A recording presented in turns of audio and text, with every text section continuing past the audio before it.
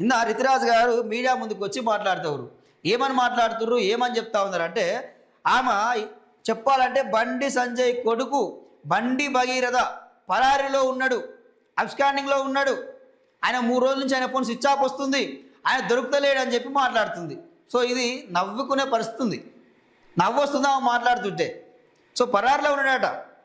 అదే కరీంనగర్లో జ్యువెలరీలో దొంగతనం జరిగితే ఆ దొంగల్ని పట్టుకొని వచ్చిన పోలీసులు ఈ కరీంనగర్లో ఉన్న బండి సంజయ్ కొడుకుని పట్టుకురాలేకపోతున్నారు అంటే ఇక అర్థం చేసుకోండి. ఇక స్పష్టంగా మరొకసారి నిరూపణ అయింది, చట్టం అందరికీ సమానమే, చట్టం అందరికీ సమానమే, కానీ ఉన్నోడికి మాత్రం చట్టం చుట్టమైంది ఈరోజు.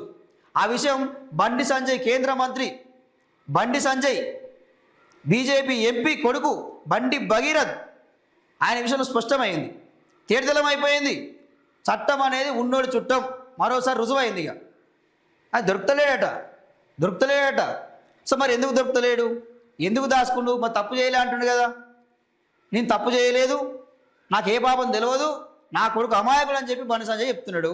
సో మరి ఏ తప్పు చేయనప్పుడు ఎందుకు పారిపోయినావు, ఎందుకు దొంగలక దాచుకున్నావు, ఎందుకు ఫోన్ స్విచ్ ఆఫ్ చేసుకున్నావు?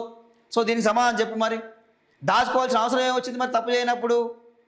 సో నువ్వు తప్పు చేసినావు కాబట్టి దాచుకున్నావు, ఈరోజు తప్పు చేసినావు కాబట్టి ఈరోజు దాచుకున్నావు.